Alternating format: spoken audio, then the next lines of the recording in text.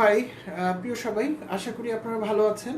এবং রাত 10টা আমাদের 10টা অ্যাওয়ারনেস সেশনের আজকে নবম দিন। আশা করি আপনারা যোগ দিবেন এবং যোগ দিতে দিতে আমি আজকের নির্ধারিত গানে চলে যাচ্ছি, সো দ্যাট আমরা গানটা আগে থেকে একটু শুনে নিতে পারি। আপনারা যোগ দিবেন এবং আমার কথা শুনতে পেলে আপনারা দয়া করে লিখবেন যে আমাকে আপনারা শুনতে পাচ্ছেন। মোশাররফ ভাই, ওয়ালাইকুম আসসালাম, আপনি সবার আগে যোগ দিয়েছেন। সো আমরা আজকে দিনের নির্ধারিত একটা গান শুনছি। আজকে আমার খুব পছন্দের একটা গান, এটা শুনলে মন ভালো হয়। আই হোপ আপনাদেরও মন ভালো লাগবে।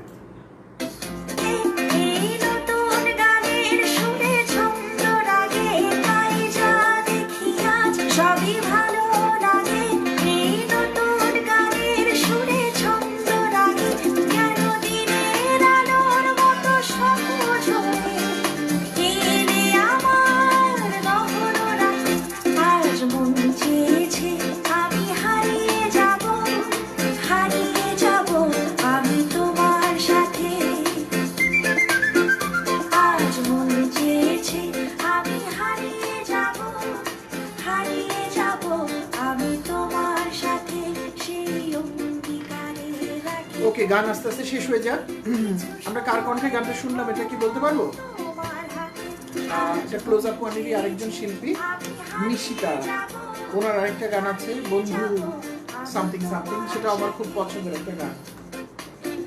সো আমরা আজকের নির্ধারিত আলোচনায় আস্তে আস্তে ঢুকে যাই।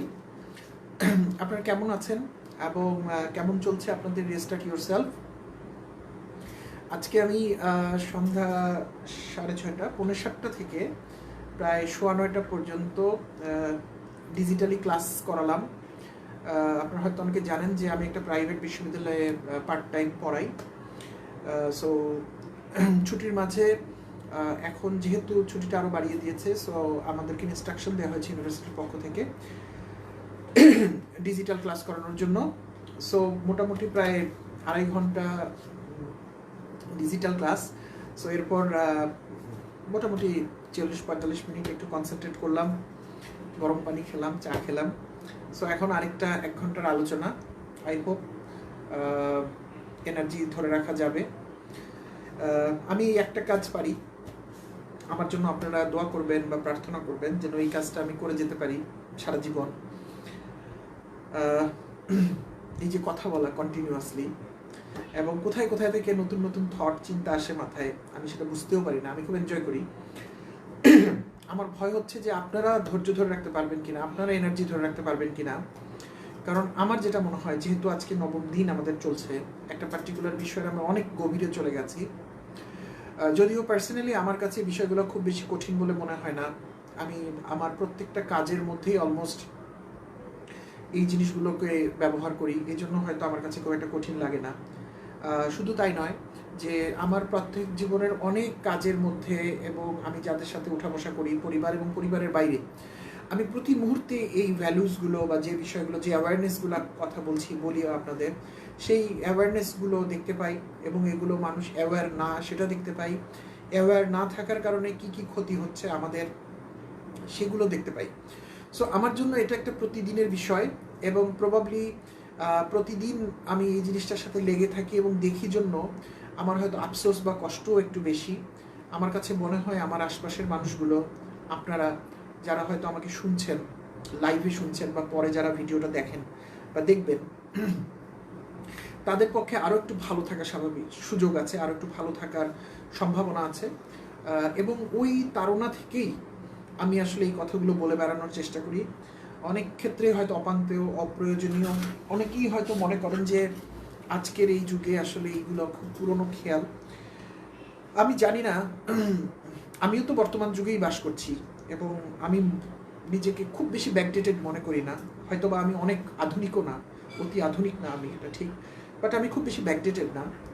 সো বর্তমান সময়টাকে তো আমিও সোফার কোপ করে চলছি এবং আমার মনে হয় মনস্তাত্ত্বিক জায়গায় আমি খুব একটা খারাপ নেই।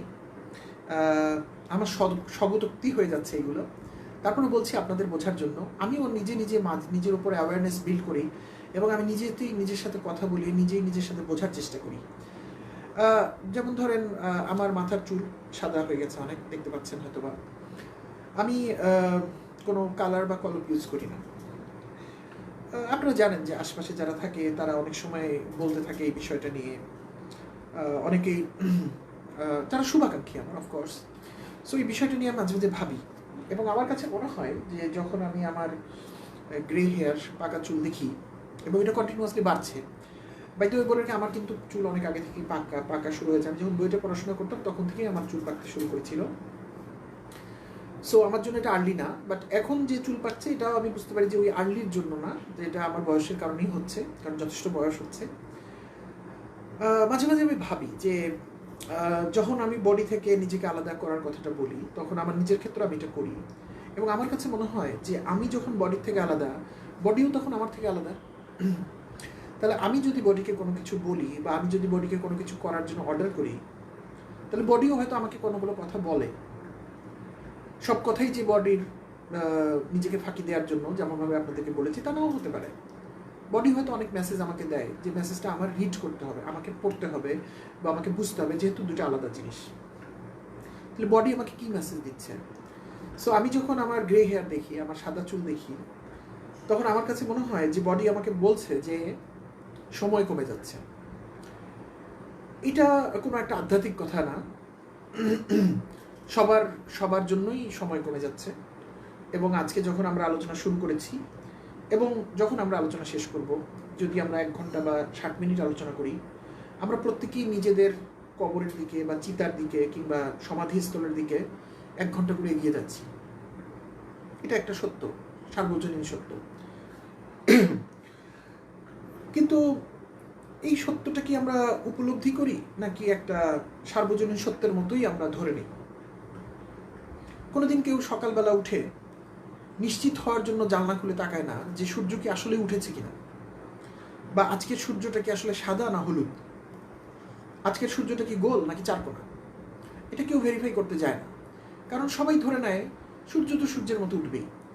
তাহলে সার্বজনীন যে সত্য, সেগুলোর ব্যাপারে আমাদের কিছু উদাসীনতাও আছে। সূর্য হয়তো আমাদের কথায় মাইন্ড করে না, সূর্য সূর্যের মতোই চলে, কিন্তু আমাদের মৃত্যুর যে তথ্য, সেটা তো একদিন আমাদের জন্য সত্য হয়ে যাবে।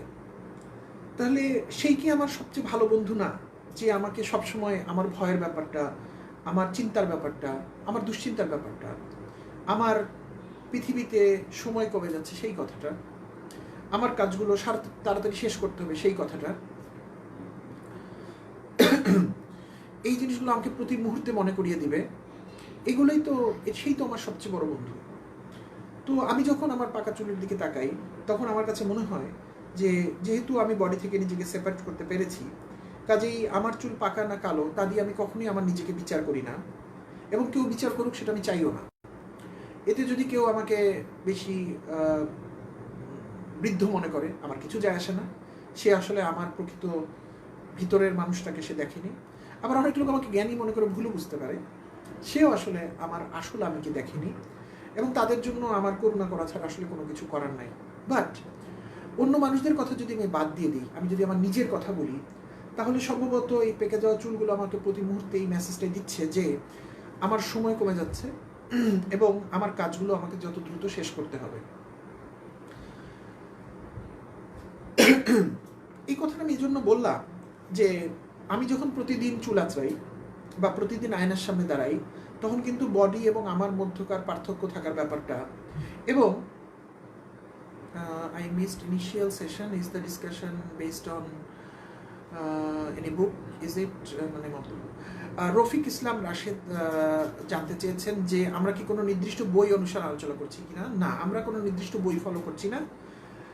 আমরা একটা পার্টিকুলার ফিলোসফি বলতে পারেন, সেটা নিয়ে আলাপ করছি। এই ফিলোসফিটার নাম আমরা দিয়েছি রিস্টার্ট ইয়োরসেলফ। এটা কি আমরা স্বপ্নে পেয়েছি? না, আমরা স্বপ্নে পাইনি। এটা কি কোনো আধ্যাত্ম সাধনা করে হচ্ছে? না, সেরকম হয়নি। অফকোর্স এগুলোর পিছনে অনেক বইয়ের জ্ঞান, অনেক জ্ঞানী মানুষের জ্ঞান, অনেক মানুষের জীবনবোধ, এবং সর্বোপরি আমাদের সবার জীবনবোধ এটার মধ্যে আছে। সো এটা কোনো বই থেকে আমরা রেফার করতে পারছি না, এবং আমার অনুরোধ থাকবে যে আপনি যদি এগুলো শুরু থেকে জানতে চান, তাহলে আমাদের এই গ্রুপে এই ভিডিওগুলো দেওয়া আছে, একটু পিছন দিকে স্ক্রল করলে আপনি পেয়ে যাবেন, ডে ওয়াইজ সাজানো আছে। আর আমার ইউটিউব চ্যানেল, যেটা জামিদ পারভেজ নামেই পাওয়া যাবে, সেখানেও একটা পার্টিকুলার প্লেলিস্টের আন্ডারে এই ভিডিওগুলো এক জায়গাতে দেওয়া আছে এবং আমি স্ট্রংলি রেকমেন্ড করি যারা এই যে শেষের দিকের ক্লাসগুলোতে এসে আমাদের সাথে জয়েন করছেন বা সামহাও যখন ভিডিওটা রেকর্ডেড ভিডিও আপনারা ইউটিউব বা ফেসবুকে দেখবেন হঠাৎ করে আপনাদের হাতে এসে পড়বে, আমার স্ট্রং রেকমেন্ডেশন থাকবে যে আপনারা ভিডিওটা সেখান থেকে দেখতে শুরু করবেন না। আপনাদের যদি সময় হয়, যদি আমাদের মতো মানুষের কথা শোনার সম্ভাবনা আপনার তৈরি হয় বা সুযোগ আপনার তৈরি হয়, দয়া করে আপনারা ভিডিওগুলো প্রথম থেকে দেখবেন। আদারওয়াইজ আপনাদের মধ্যে অনেক কনফিউশন তৈরি হবে এবং আপনারা খামাখা জিনিসটাকে ভুল বুঝবেন। ওকে, আমরা আমাদের আলোচনায় চলে আসি। তো ওইটা বলছিলাম যে আমার সাথে আমার কিন্তু প্রতিদিন বা প্রতিনিয়ত আমার সাথে আমার বডি এবং মাইন্ডের আমার সেপারেশন নিয়ে আমার কাজ হচ্ছে, কথা হচ্ছে। তো এই কারণগুলো হয়তো এই কারণেই আমি হয়তো বিশেষ করে আমি যখন কাব্যর সাথে কাজ করি, কাব্যর সাথে ও ছোট কাব্য আমার ছেলে, আমি কিন্তু এই জিনিসটা উপলব্ধি করি যে আমি অ্যাকশন রিয়াকশানে কিভাবে কাজ করছি, কোন কাজটা করা খুব সহজ। যেমন একটা ছেলে বা মেয়েকে শাসন করে লাইনে আনা কিন্তু খুব সহজ, তাকে খাওয়ানো, তাকে কাপড় পরানো, তাকে গোসল করানো, এটা খুব সহজ। কিন্তু একটা 6 বা 7 বছরের ছেলে বা মেয়ে তো ভুল করবেই, অস্থিরতা থাকবে, হাত থেকে জিনিস ফেলে দেবে, ভাঙবে, সময় মতো খেতে চাইবে না, সময় মতো গোসল করতে চাইবে না, ইদানিংকার যুগে সারাদিন মোবাইল নিয়ে পড়ে যেতে চাইবে, ইত্যাদি ইত্যাদি। এই যে তাকে যে ঠিক করার প্রক্রিয়া, তাকে যে লাইনে আনার প্রক্রিয়া, এখানে আমি কোন অ্যাকশনটা দিব, কোন রিয়াকশনটা দিব? আমি কি কঠোরভাবে রাগের সাথে করব যাতে তার ভিতরটা মরে যায়, নাকি আমি ইনফ্লুয়েন্সিং ওয়েতে করব, সেটা হয়তো একটু সময় নিবে কিন্তু তাকে আস্তে আস্তে তৈরি করা যাবে এবং তাকে একজন রেসপন্সিবল পরিপূর্ণ মানুষ হিসেবে বড় করা যাবে এবং যখন সে একদিন পৃথিবীতে পরিপূর্ণ মানুষ হিসেবে পৃথিবীতে হাঁটাচলা করবে, সেদিন হয়তো আমরা কেউ থাকবো না, কিন্তু একটা পরিপূর্ণ মানুষের আচরণ সে আরেকজন মানুষকে দিবে। আমরা দ্বিতীয়টা চাই কিন্তু আচরণ করছি প্রথমটার মতো, তাহলে তো আমাদের ওই রেজাল্টটা হবে না। এরকমভাবে প্রতিদিন প্রতি মুহূর্তে, সরি আমার আজকে একটু গলায় মনে হয় সমস্যা হচ্ছে, প্রতিদিন প্রতি মুহূর্তে কিন্তু আমি এই জিনিসগুলোকে এনকাউন্টার করি এবং প্রতি মুহূর্তে আমি কিছু নতুন জিনিস শিখি। এই কারণে হয়তো আমার কাছে বিষয়গুলো সরি অনেক সহজ বলে মনে হয়, যেটা হয়তো আপনাদের কাছে হঠাৎ করে শুনলে সহজ নাও মনে হতে পারে এবং এই কারণে আপনাদের আগ্রহ পড়ে যাওয়াটা খুবই স্বাভাবিক এবং তাতে আমি কিছু মাইন্ড করি না, আমি কিছু মনে করি না। কারণ আমি জানি যে পৃথিবীতে নিজের জীবনের মতো মূল্যবান জিনিসটাকে ব্যবহার করবে এই ধরনের সৌভাগ্যবান লোক আসলে কমই আছে। যদি অনেক লোক থাকতো বা থাকতেন, তাহলে আমার মতো সাধারণ মানুষের আগে অনেক জ্ঞানী গুণী মানুষ এইসব নিয়ে অনেক কথা বলে গেছেন। পৃথিবীর আজকের যে সমস্যাগুলো, সেই সমস্যাগুলো কিন্তু থাকার কথা না, পৃথিবীটা ফুলে ফলে ভরে যাওয়ার কথা ছিল, তো তারপরও আমরা শুনি না কথা, আমরা মানি না। কাজেই আমরা যাদের সাথে, আমি যাদেরকে নিয়ে কাজ করছি, তাদের সংখ্যাও যেন কম হবে সে ব্যাপারে আমি খুব একটা হতাশ নই। বরঞ্চ আমি সেই সমস্ত অল্প সংখ্যক সৌভাগ্যবানের জন্য অপেক্ষা করছি যারা তাদের জীবনকে ট্রান্সফর্ম করবেন। আপনাদের পৃথিবী ট্রান্সফর্ম করতে হবে না, আপনারা নিজের জীবনকে ট্রান্সফর্ম করবেন এবং আমি হয়তো আবার বার্ধক্যে আমার যদি সেটা শুনে যাওয়ার সৌভাগ্য বা সুযোগ তৈরি হয়, আমি হয়তো আপনাদের কাছে আপনাদের গল্প শুনবো যে কীভাবে আপনাদের জীবনটা ট্রান্সফর্ম হয়েছিল এবং আপনারা কীভাবে আরেকজনের মানুষের জীবনকে ট্রান্সফর্ম করার ক্ষেত্রে ভূমিকা রেখেছেন। সো এই এত কথা বলার মূল উদ্দেশ্য ছিল আপনাদেরকে এটা বলা যে ধৈর্য ধরেন, লেগে থাকেন এবং কাজগুলোকে আমরা যা কিছু আলোচনা করছি, যে অ্যাওয়ারনেসগুলো, তা যদি সত্যিই আপনাকে লজিক্যালি সঠিক মনে হয়, তাহলে এই জিনিসগুলো আপনার প্রয়োগ করার তো আর কোনো বাধা নেই। আপনার কেন মনে হচ্ছে যে আপনার সামনে জীবনে আরও একজন লোক আরও একদিন কোনো দিন আসবেন আরও একটা ফরম্যাটে, তখন আপনি নিজেকে ঠিক করবেন। সেই মানুষটা যে আপনার জীবনে আরেকবার আসবে কিংবা সেই সময়টা যে আপনি পাবেন, এই গ্যারান্টি তো আমরা কেউ কাউকে করতে পারছি না। কাজেই যতটুকু আমরা ধারণ করতে পারি ছোট ছোট স্টেপে আমরা ততটুকু করে এগিয়ে যাই। যারা বিভিন্ন সময় লিখছেন তাদের অনেকের কথার মধ্যে আমি দেখি বা অনেকে স্পষ্ট করে উল্লেখও করেছেন যে অনেক চেষ্টা করছেন কিন্তু হচ্ছে না। এরকম হওয়ার কোনো কারণ নাই, অবশ্যই হচ্ছে। আপনি যে বললেন যে আপনি চেষ্টা করেছেন এবং হচ্ছে না, এটাও আমার কাছে অনেক বড় পাওয়া, কারণ আপনি চেষ্টার যে কথাটা বলেছেন সেই সময়টা আপনি অ্যাওয়্যার ছিলেন। সত্যি সত্যি যদি আপনি চেষ্টা নাও করে থাকেন, কিন্তু আপনি যখন মেসেজটা লিখেছেন বা আমাকে স্ট্যাটাসটা লিখেছেন, সেই সময় তো আপনি অ্যাওয়ারনেস দিয়ে কথাটা লিখেছেন, না হলে তো আপনার মনের কথাটা শব্দের মাধ্যমে ফেসবুকের পেজে বা আমার ইমেইলের পেজে তো আসার কথা না। কাজে আপনি যে এই যে ছোটো ছোটো অ্যাওয়ারনেস দিচ্ছেন, এটাই কিন্তু একটা বড় পরিবর্তন। পৃথিবীতে সব ফুল কিন্তু একদিন 2 দিনে ফুটে না। কত ফুল আছে আমি নাম ভুলে গেছি যেটা 100 বছরে একবার ফোটে, আবার কিছু দিন পর ঝরে যায়। কত ফুল আছে খুব দ্রুত ফোটে, কত ফুল আছে সব ঋতুতে ফোটে, কত ফুল আছে হয়তো শুধু শীতে ফোটে, কত ফুল আছে শুধুমাত্র হয়তো বসন্তে ফোটে। সব ফুল তো এক না। তাহলে আপনার যে পাড়াটা সেটা যে এক রাতেই হয়ে যাবে, একদিনেই হয়ে যাবে, এক সপ্তাহে হয়ে যাবে, এটা কেন আপনি ধারণা করছেন?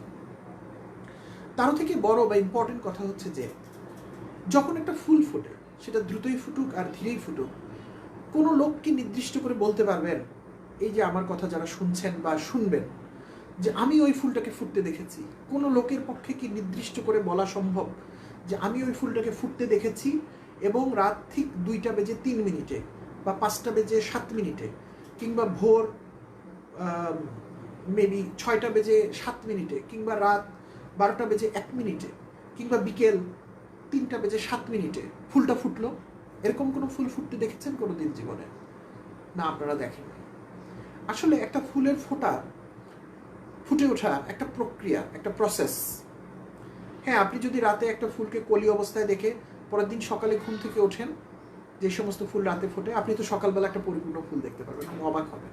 কিন্তু ফুল তো ওভাবে ফোটেনি। ফুলটা প্রতি মুহূর্তে একটু একটু একটু একটু একটু একটু একটু একটু করে ফুটেছে। এবং আপনি যদি একটা ক্যামেরা দিয়ে রেকর্ড করে রাখেন এবং সেই ক্যামেরাটাকে যদি হাই স্পিডে পরবর্তীতে ভিডিওটাকে চালান, শুধুমাত্র তাহলেই আপনি ফুটে ওঠাতে দেখতে পাবেন। আদারওয়াইজ কিন্তু আপনার পক্ষে ওটা অনুধাবন করা সম্ভব না যে ফুলটা ফুটছে। একটা ফুল ফোটার সময় কোনো ব্যাকগ্রাউন্ড মিউজিক হয় না। একটা ফুল ফোটার সময় হঠাৎ করে এমন হয় না যে কেউ চোখ বন্ধ করলো আর খুলে দিল, ফুল ফুটে গেল। ইভেন 100 বছরে যে ফুলটা ফোটে সেই ফুলটাও তৈরি হবার জন্য তার গাছ, তার কাণ্ড, তার শেকড় 100 বছর ধরে কাজ করে। এবং এই কারণেই কিন্তু কোনো একদিন রাতে কিন্তু এই ফুলটা ফোটে। কাজেই এই ফুল ফোটার প্রক্রিয়াটা যেহেতু অনুধাবন করা সম্ভব না, একটা প্রক্রিয়ার মধ্য দিয়ে আস্তে আস্তে আস্তে ওভার দ্য টাইম ফুটে, এবং একসময় যখন ফুলটা পরিপূর্ণভাবে ফোটে তখন আপনার আমার মতো সাধারণ মানুষের চোখে এটা একটা দৃশ্যমান ফুল হয়ে ওঠে। আপনার জীবনটাও কিন্তু সেরকম হবে। আপনার পক্ষেও আপনার পরিবর্তন হঠাৎ করে দেখা সম্ভব না। মনে করার কোনো কারণ নাই যে আমি ঘুম থেকে উঠে দেখবো আমার জীবন বদলে গেছে। মনে করার কোনো কারণ নাই যে একটা নির্দিষ্ট মিউজিক বাজবে এবং সেই মিউজিকের পর আমার জীবনটা বদলে যাবে। এরকম কখনো হবে না। আপনাকে আপনার চেষ্টা চালাতে হবে ফুল ফোটার প্রক্রিয়ার মতো। এবং আমি আরও বলেছিলাম যে ফুল ফোটানো শুরু হওয়ার অনেক আগে একজন মালি মাটিতে কাজ করে, হাতে মাটি ভরে, কাদা ভরে, দুর্গন্ধযুক্ত সার সেখানে সে ছিটায়। এত কিছু হওয়ার পর একদিন গাছ, তারপর কিন্তু ফুল ফোটে। কিন্তু মালি যদি বলতো যে এই সারগুলো কালকে সকালে ফুল ফোটাতে হবে, এটা কিন্তু সম্ভব না। আপনার জীবনও কিন্তু এরকম একটা ফুল, এবং এই জন্যই আপনাদেরকে লেগে থাকতে হবে এবং কষ্ট করে এটার সাথে কন্টিনিউয়াসলি সামনের দিকে এগোতে হবে।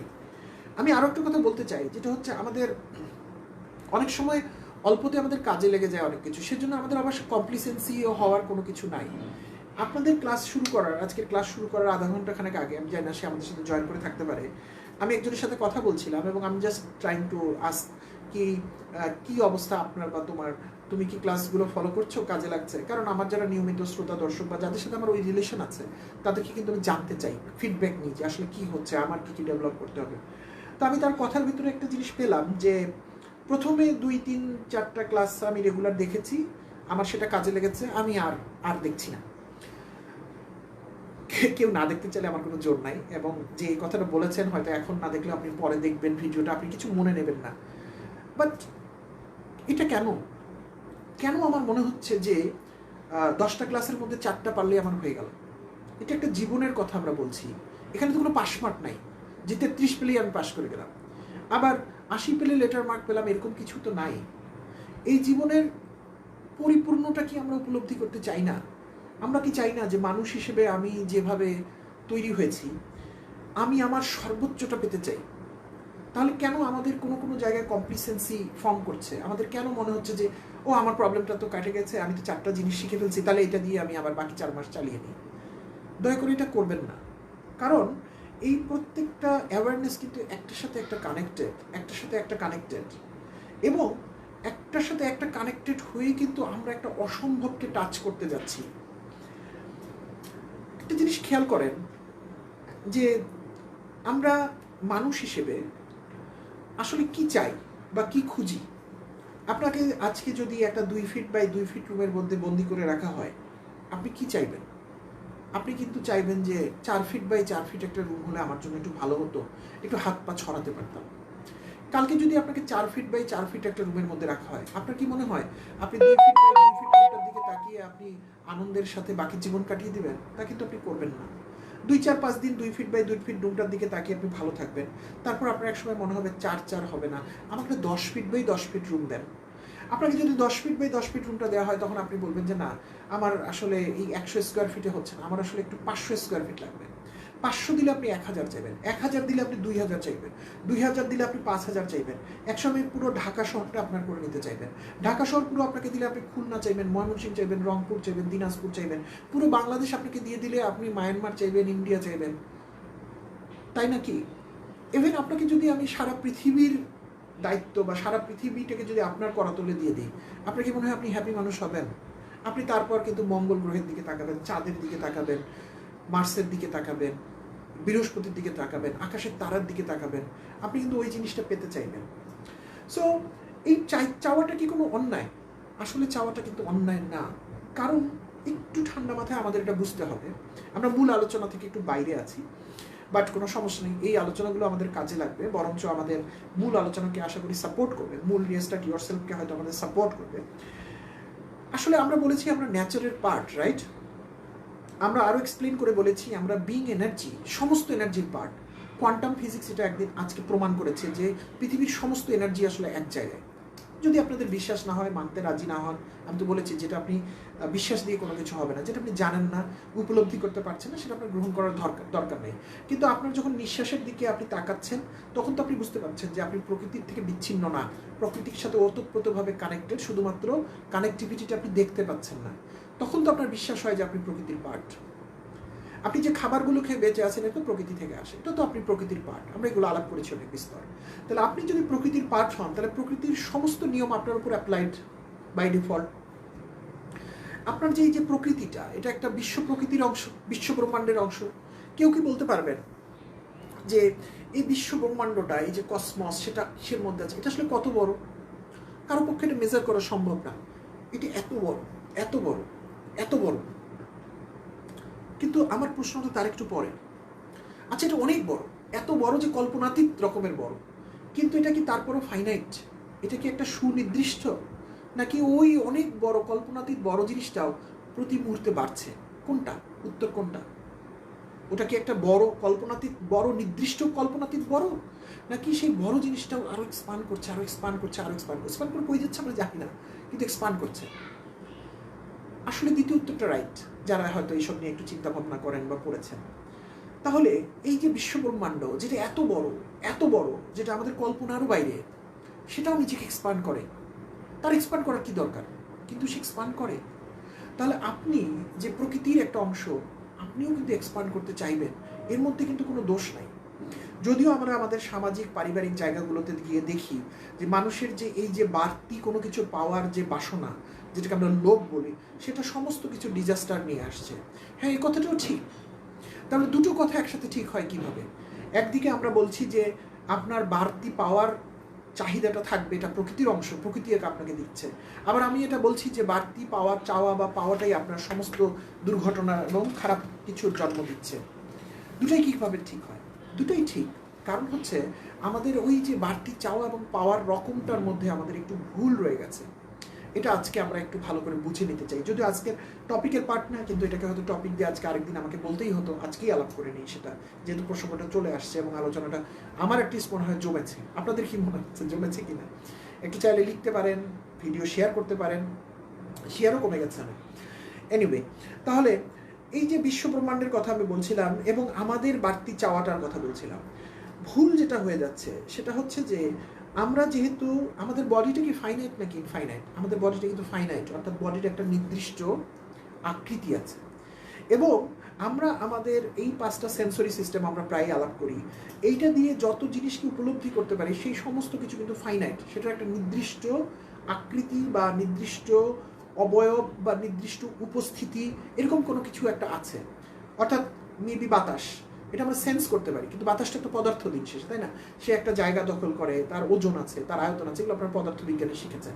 আমাদের এই 5টা সেন্সরি সিস্টেম দিয়ে আমরা এমন কোনো কিছু অনুধাবন করতে পারি না যেটা এক্সিস্ট করে না, অথবা যেটার রিয়েলিটিতে ইম্প্যাক্ট নেই। ফর এক্সাম্পল ইমোশন, যেটা কিন্তু রিয়েলিটিতে কোনো ইম্প্যাক্ট নাই, এবং আপনি কোনোদিন এটা মাপতে পারবেন না কোথাও দিয়ে, কোনো কিছু দিয়ে, কিন্তু এটা দিয়ে আপনি কোনো সেন্সরি সিস্টেম দিয়ে আপনি ধরতেও পারবেন না।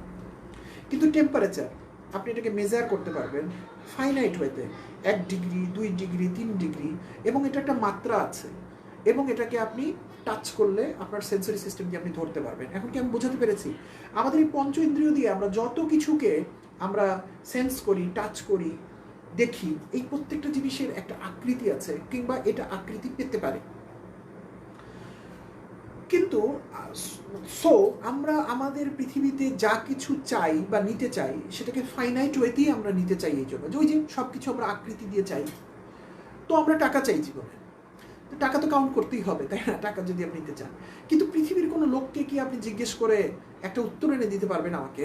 বা আপনারাই নিজেরা ভেবে দেখেন তো, যে আপনার কত টাকা হলে, ঠিক কত অ্যামাউন্টের স্পেসিফিক অ্যামাউন্ট বলে দিতে পারেন, কত টাকা হলে আপনি মনে করবেন আপনার আর টাকার দরকার নেই? আপনি এটা বলতে পারবেন?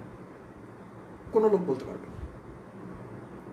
আপনার ঠিক কতটুকু সম্পদ হলে, কত একর জমি হলে আপনি বলবেন যে আপনার আর দরকার নেই? আপনি কিন্তু এটা বলতে পারবেন না। তাহলে দেখা যাচ্ছে যে আমরা ফাইনাইট ওয়েতে যে জিনিসগুলো মেজার করি, সেই জিনিসগুলোর মেজারমেন্ট আছে, যেমন টাকা, জমি, আরও সব কিছু, যেগুলো আমরা আবার আমাদের 5টা সেন্সরি সিস্টেম দিয়ে বডির এক্সটেন্ডেড পার্ট হিসেবে আমরা রিয়েলাইজ করতে পারি। এই জিনিসগুলো আমরা অনেক অনেক চাই, কিন্তু সাথে সাথে এটাও সত্য, ঠিক ফাইনাইট অ্যামাউন্টে কত হলে আমরা হ্যাপি ও কত হলে আমরা থামবো, সেটাও আবার আমরা জানি না। এই কারণে আমাদের ফাইনাইট ওয়েতে কোনো কিছু চাওয়াটাই আমাদের জন্য কাল হয়ে দাঁড়িয়েছে। ওই যে আমাদের আলোচনার 2টা পার্ট বললাম, যে প্রকৃতি এবং বিশ্বব্রহ্মাণ্ড এক্সপান্ড করছে, এই এক্সপানশন মানুষেরও নেচার, মানুষেরও চাহিদা, কিন্তু ভুল হয়ে যাচ্ছে যে জায়গাটায়, সেটা হচ্ছে বিশ্বব্রহ্মাণ্ডের এই এক্সপানশন কি ফাইনাইট ওয়েতে আপনি কাউন্ট করতে পারেন, মেজার করতে পারেন? আপনি পারেন না। কিন্তু আমরা যে সমস্ত জিনিস চাচ্ছি, বিং জেনারেল হিউম্যান বিং, যাদের ভিতরে এনলাইটমেন্ট নাই, যারা আমরা বুদ্ধ হতে পারি নাই, আমরা বুদ্ধ রয়ে গেছি, আমরা আমাদের চাহিদাগুলো কাউন্টিং ওয়েতে, ফাইনাইট ওয়েতে চাওয়ার চেষ্টা করছি। তাহলে দিন শেষে কি দাঁড়াচ্ছে? আমরা একটা ইনফাইনাইটকে চাচ্ছি, তাই না? ইনফাইনাইট অ্যামাউন্টের টাকা হলে আপনি থামবেন, আপনি কাউন্টেড কোথাও থামতে পারছেন না, তার মানে কি? আপনি ইনফাইনাইট দিলে আপনি থামবেন। আপনি কাউন্টেড ওয়েতে একর কা একর জমি দিয়ে আপনি থামতে পারছেন না, কারণ আপনি তার মানে বলতে চাচ্ছেন আপনি ইনফাইনাইট অ্যামাউন্টের জমি হলে আপনি থামবেন। আচ্ছা, প্রকৃতি এবং বিশ্বব্রহ্মাণ্ড ইনফাইনাইট ওয়েতে গ্রো করছে, তাহলে আপনি আসলে ইনফাইনাইটকে চান, বা আমি ইনফাইনাইটকে চাই, তাতে কোনো দোষ নেই। কিন্তু দোষটা হয়ে যাচ্ছে ইনফাইনাইটকে আমরা রিচ করতে চাচ্ছি ফাইনাইট ওয়েতে, সেখানেই গোলমাল হয়ে যাচ্ছে। ভালো করে একটু বুঝবেন, আমি কিন্তু একটু কঠিন কথা বলে যাচ্ছি, যারা হয়তো গণিত করেছেন তারা তো জানেন এটা। ফাইনাইট নাম্বার কাউন্ট করে কিন্তু কখনো ইনফাইনাইটকে আপনি রিচ করতে পারবেন না। অনেক সময় আমাদের মনে হয় অনেকগুলো ফাইনাইট নাম্বার যোগ করলে বলা হয় ইনফাইনাইট। না, infinite is a totally separate ball game. এটা মনে হতে পারে যে এটা অনেক বড় অনেক বড় অনেক বড় একটা সংখ্যা, না, ইনফাইনাইট কোনো সংখ্যা না, এটা একটা কনসেপ্ট। এবং বাই ইনস্টলমেন্ট আপনি কোনোদিন ইনফাইনাইটকে টাচ করতে পারবেন না, বিকজ কাউন্টেড ওয়েতে কখনো ইনফাইনাইটকে রিচ করা যায় না। কাউন্টেড ওয়েতে আপনি আর একটা কাউন্টেড নাম্বারেই পরিণত হতে পারবেন। 100 রিচ করার পর আপনি আর 1 রান করলে আপনার 101 রানই হবে, তার সাথে আরও 100 যোগ করলে 200 হবে, 200 2000 হতে পারে, 2 million, 2 billion, 2 zillion, I don't know, what ever the count, একটা কাউন্টেড নাম্বারই আপনি পাবেন। এবং আপনি কাউন্টেড নাম্বারে কোথাও হ্যাপি হচ্ছেন না, তাহলে আপনি এখনই একটা কাউন্টেড নাম্বার বলতে পারতেন। তাহলে আপনাকে হ্যাপি করার জন্য আমাদের ইনফাইনাইটকে টাচ করতে হচ্ছে। But the myth is, the challenge is, counted ওয়েতে ইনফাইনাইটকে টাচ করা যাবে না। তাহলে ইনফাইনাইটকে টাচ করতে হলে কোন জায়গাতে মনোযোগ দিতে হবে? তাহলে বডি দিয়ে কি আমি ইনফাইনাইটকে টাচ করতে পারবো? পারবেন না, কারণ বডি নিজেই ফাইনাইট এবং তার সমস্ত অনুধাবন ফাইনাইট দিয়ে। মাইন্ড দিয়ে কি আমি ইনফাইনাইটকে টাচ করতে পারবো? কেউ একজন লিখেছেন, না, পারবেন না, কারণ আপনার মাইন্ডের সমস্ত ইনপুট ফাইনাইট মেজারমেন্ট দিয়ে ইনপুট হয়, এবং এইটা না হওয়ার কোনোই উপায় নাই, কারণ আপনার আপনার মাইন্ড যা কিছু ইনপুট হিসেবে নেয় তা আপনার বডির থ্রুতে এবং 5টা সেন্সরি সিস্টেমের থ্রুতে নেয়। কাজেই আপনার মাইন্ড যত পাওয়ারফুল এবং ক্যাপেবল হোক না কেন, সেও দিন শেষে ফাইনাইটেরই শিষ্য। তার পক্ষে ইনফাইনাইটকে টাচ করা সম্ভব না। তাহলে কোন জিনিসটা দিয়ে আপনি ইনফাইনাইটকে টাচ করতে পারবেন? প্রবাবলি আপনি বুঝে ফেলছেন, আপনার লাইফ এনার্জি দিয়ে আপনি আপনার ইনফাইনাইটকে টাচ করতে পারবেন।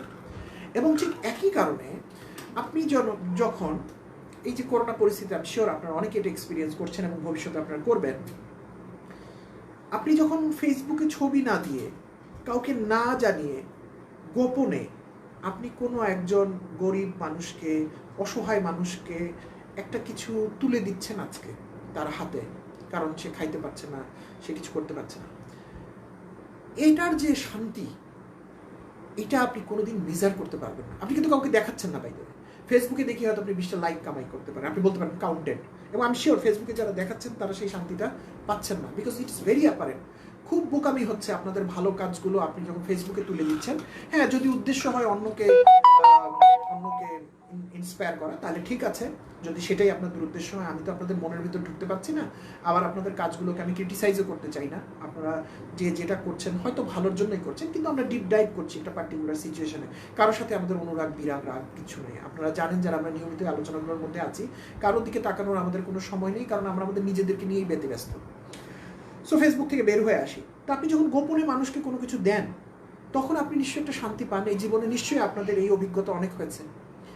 হয়তো ওইভাবে দেননি, কিন্তু হয়তো একটা খাবার বাসায় মা রান্না করে দিয়েছিল, আপনি নিয়ে গেছেন ইউনিভার্সিটিতে বা স্কুলে, আপনার ফ্রেন্ড বলছে দোস্ত তোর খাবারটা ভালো দিয়ে আমি খাই। আপনি নিজে হয়তো একবেলা না খেয়ে আছেন এবং ওকে আপনি খাবারটা দিয়ে দিয়েছেন।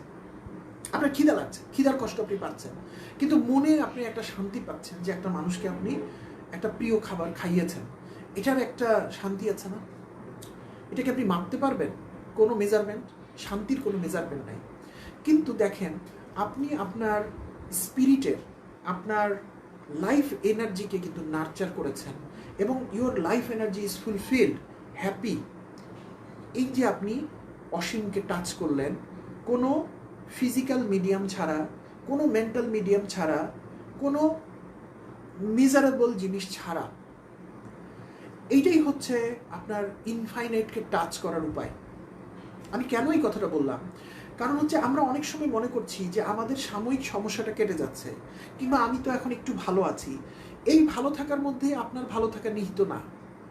আপনি পশু পাখি না যে কালকে আপনি রাস্তায় ছিলেন, আজকে একজন আপনার বাসায় নিয়ে এসে গোসল করিয়ে আপনাকে পেট বানিয়ে, পোষা বানিয়ে আপনাকে রেখেছে, আপনি একটু বেটার আছেন। দিন শেষে আপনি আরেকজনের দাসী পরিণত হয়ে আছেন। আপনার টাচ করতে হবে ইনফাইনাইট। আপনাকে কানেক্ট করতে হবে আপনার লাইফের এনার্জির সাথে, বিশ্ব ব্রহ্মাণ্ডের এনার্জি।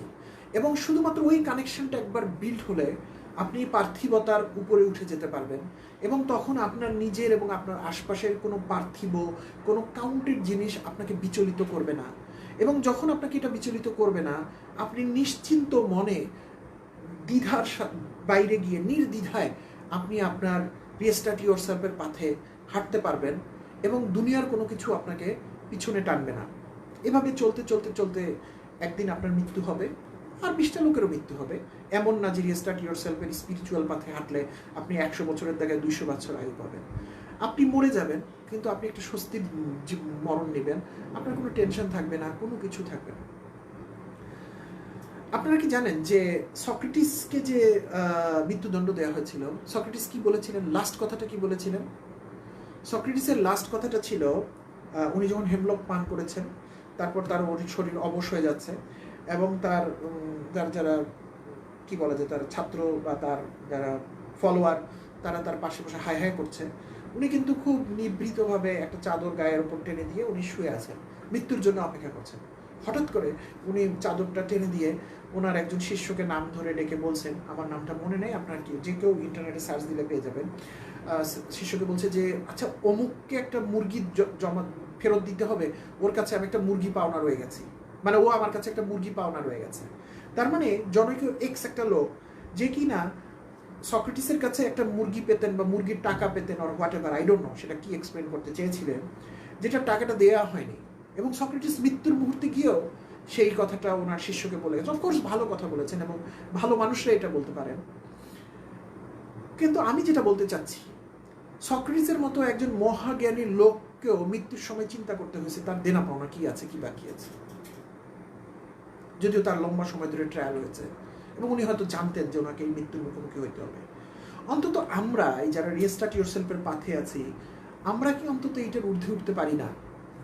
আমরা কি অ্যাটলিস্ট ডিসাইড করতে পারি না যে আমি যখন আপনাদের সামনে বসে, এখন ঠিক কয়টা বাজছে, 10টা বেজে 37:37, 4 এপ্রিল সম্ভবত, 4 এপ্রিল, এই দিনে আমার কোনো দেনা পাওনা নেই, এটা তো আমি বলতে পারি নাকি, যদি আমি ওইটা থাকি। আর আমি যদি 1000টা দেনা ইস্যু নিয়েই যদি আমি চলতেছি আর মানুষকে দেখাচ্ছি আমি খুব ভালো মানুষ, বাই দ্য ওয়ে আমি এরকম অনেক মানুষের ইন্টারাকশনে আসি, আমি কাউকে ছোট বা হেও করতে চাই না, কিন্তু আমি এরকম মানুষের ইন্টারাকশনে আছি, আমি জানি সেই মানুষটা কত খারাপ কাজের সাথে সম্পৃক্ত। এইসব লোক যে নিজেকে ডেভেলপ করার জন্য আমার কাছে এসেছে তা নয়, তাহলে আমি এভাবে কথাটা বলতাম না। তারা নিজেদেরকে অতি চালাক মনে করে, তারা মনে করে তারা যে মানুষকে ঠকাচ্ছে প্রতি মুহূর্তে এবং ঠকিয়ে যে আনন্দ পাচ্ছে, সেটা হয়তো আমরা বুঝি না, আমরা বোকার স্বর্গে বাস করি। কিন্তু এ যুগে এত বোকা লোক আসলে কেউ নাই। হ্যাঁ, আমরা এটা ধরে দেই না, বলে দেই না, কারণ সব লোক তো আলোর পথ দেখবে না, সব লোক তো এই জায়গায় আসতে চাইবে না, এবং সে দায়ও আমরা নেই। কিন্তু আমি ওই লোকগুলোকে উদাহরণ হিসেবে ব্যবহার করে আমি আপনাদেরকে বলতে চাচ্ছি, আমরা কেন এই হালকা রাইট হালকা রং পথে হাঁটবো? তারা কিন্তু পুরাই রং পথে হাঁটছে, কিন্তু আমরা কেন হালকা রাইট হালকা রং পথে হাঁটবো, যেখানে আমার মৃত্যুর সময় আমাকে কোনো ব্যাগ নিয়ে যেতে দেওয়া হবে না, এবং যে লোকগুলোর জন্য আমি এত কিছু করছি সেই লোকগুলো আমার সাথে যাবে না, এবং তারা আমাকে কোনোভাবেই সেভ করতে পারবে না। আপনারা হয়তো আলেকজান্ডারের সেই গল্পটা জানেন, যে আলেকজান্ডার যখন মারা গেলেন এই ভারতীয় উপমহাদেশে এসে ম্যালেরিয়া আক্রান্ত হয়ে, আমার যদি ভুল না হয়, উনি তার বিদায় মৃত্যুর আগে বলে গেলেন যে আমার যখন শবদেহটা বহন করা হবে তখন সেটা বহন করবে ডাক্তাররা, আমার হাত থাকবে কফিনের একটু বাইরে যাতে মানুষ আমার হাত দেখতে পারে, এবং আমার যত স্বর্ণালঙ্কার এবং অনেক দামি দামি জিনিসপত্র সেগুলো আমার সব বহনকারী যে দলটা সেটা যখন যেতে থাকবে তার 2 সাইডে যেন ছুঁড়ে দিতে দিতে যাওয়া হয়। কেন এটা করতে হবে মহামতি সম্রাট? কারণ যাতে যে লোকগুলো আমাকে এতদিন দেখেছে মহান প্রতাপশালী একজন সম্রাট হিসেবে, উনি যাতে তারা যেন জানে যে ডাক্তাররাও তার জীবন বাঁচাতে পারেনি, ওরা যেন জানে যে মহাপরাক্রমশালী সম্রাটের হাত আজকে অচল, তারা যেন জানে যে এই পরাক্রমশালী সম্রাট যে এত ধন সম্পদ আহরণ করেছিলেন কোনো কিছু তার কাজে আসলো না। এত কিছু দেখার পরও আমরা কেন সংশোধন হতে পারছি না? আপনারা হয়তো আমাদের ওই নিজামুদ্দিন আউলিয়ার ঘটনাটা জানেন, তিনি কিনা একসময় নিজাম ডাকাত ছিলেন। তিনি একদিন এক ভালো মানুষকে বনে ধরেছেন, তাকে মেরে ফেলবেন, তার জিনিসপত্র কেড়ে নেবেন। তখন ওই ভালো মানুষটা তাকে বলেছে যে, ডাকাত তুমি কেন আমাকে মারছো, তোমার কিসের এত প্রয়োজন? তো ডাকাত নিজামুদ্দিন বলেছেন যে আমার ছেলে মেয়ে, আমার বাবা মা, তাদেরকে আমার পালতে হয়, তাদেরকে আমার খাওয়াতে হয়, আমি ইচ্ছা করে মানুষ মারি না, আমি বাধ্য। তখন তিনি বলেছেন যে ঠিক আছে, তুমি আমাকে মেরে ফেলবে, কোনো সমস্যা নাই, তোমার বাড়ি যদি বেশি দূরে না হয়, আমাকে শক্ত করে বেঁধে রেখে তুমি গিয়ে তোমার বাবা মা, তোমার ভাই বোন, তোমার স্ত্রী, তোমার সন্তান, যারা তোমার পোষ্য, যাদের জন্য তুমি খারাপ কাজ করছো, তাদেরকে জিজ্ঞেস করো একবার যে তারা কি তোমার এই খারাপ কাজের দায় কি নেবে কি নেবে না। তো নিজামুদ্দিন তাকে শক্ত করে বেঁধে ডাকাত নিজাম বাড়ি গিয়ে তার প্রত্যেককে, বাবা মা ভাই বোনকে জিজ্ঞেস করেছে যে আচ্ছা, তোমাদেরকে খাওয়ানোর জন্য, তোমাদের ভরণ পোষণের জন্য যে আমি মানুষকে হত্যা করি, মানুষকে অত্যাচার করি, এর জন্য যে আমার যদি কোনো ভুল হয়, আমার যদি কোনো বিচার হয়, যদি পাপ হয়, অন্যায় হয়, এটার দায় কি তোমরা নিবা? তোমাদেরকে রেফার করলে তোমরা কি বলবা যে হ্যাঁ আমরা এর সাথে একমত, আমাদেরকে জন্য? প্রত্যেকেই বলেছে যা নিজাম, আমরা তো এটা তোমার সাথে দায় নিব না, তুমি কিভাবে মানুষ মারছো না মারছো আমরা তো এগুলো জানি না, আমরা এটা তোমাকে বলি নাই, তুমি কেনই অন্যায় কাজ করছো, তোমার দায় আমরা নিতে পারবো না। যখন তাকে সবাই ফিরিয়ে দিয়েছে, বাবা মা থেকে শুরু করে স্ত্রী পুত্র সন্তান, তখন নিজামুদ্দিন তার রাস্তায় ফিরে আসছে, এবং নিজামুদ্দিন ফিরে এসে বলছেন, নিজামুদ্দিন আউলিয়া হচ্ছেন, এবং উনি বলছেন যে আমি আসলে এতদিন জানতাম না যে আমি যাদের জন্য এত কিছু করছি তারা কেউ আমার এই খারাপ কাজের দায় নেবে না। যদি তা নাই নেয়, আলেকজান্ডারকে যদি এত কিছু বাঁচাতে না পারে, আপনিও যদি নিশ্চিত হয়ে থাকেন যে আপনার ব্যাগেজ কোনোটাই আপনার সাথে যাচ্ছে না এবং কেউ আপনার সাথে যাবে না, আপনি কার জন্য ব্যাগেজ জমা করছেন, তাও আবার অন্যায়ভাবে? ন্যায়ভাবে যদি করতেন খুব ভালো হতো, কোনো সমস্যা নেই, আপনার অনেক কারি টাকা পয়সা। অন্যায়ভাবে করছেন, প্রতি মুহূর্তে সেই মিথ্যাকে ঢাকার জন্য আপনি আরও 5টা মিথ্যা বলছেন, আরও অন্যায় করছেন, আরও খারাপ কাজ করছেন। যখন আপনার সামনে একটা মৃত লোককে দেখতে পাচ্ছেন, একটা মানুষকে মারা যাওয়া দেখতে পাচ্ছেন, সেদিন আপনি বলছেন আপনি সংশোধন হয়ে যাবেন। আবার আপনি তার 5 দিন 7 দিন 10 দিন পর আপনি আবার একই রকম অবস্থায় চলে যাচ্ছেন। আপনি কি মনে করেছেন যে আপনি যেদিন মারা যাবেন, আপনার মৃতদেহ সামনে রেখে আপনার ছেলে বা আপনার আত্মীয় কেউ এসে বলবে যে আমার বাবা, আমার মা, আমার অমুক যদি আপনাদের কাছে কোনো ভুল ত্রুটি করে থাকে আপনারা ক্ষমা করে দিয়ে? আপনার কি ধারণা যে সব লোক ওটা শুনেই ক্ষমা করে দিতে পারে? টাকা পয়সা বেশিরভাগ মানুষই ক্ষমা করে দেয়, কারণ এগেইন ফাইনাইট জিনিস দিয়ে কি হবে। আমিও হয়তো ক্ষমা করে দিতে বলবো আপনাদেরকে, ফাইনাইট জিনিসের জায়গায় আর রাগ লেগে কী করবে।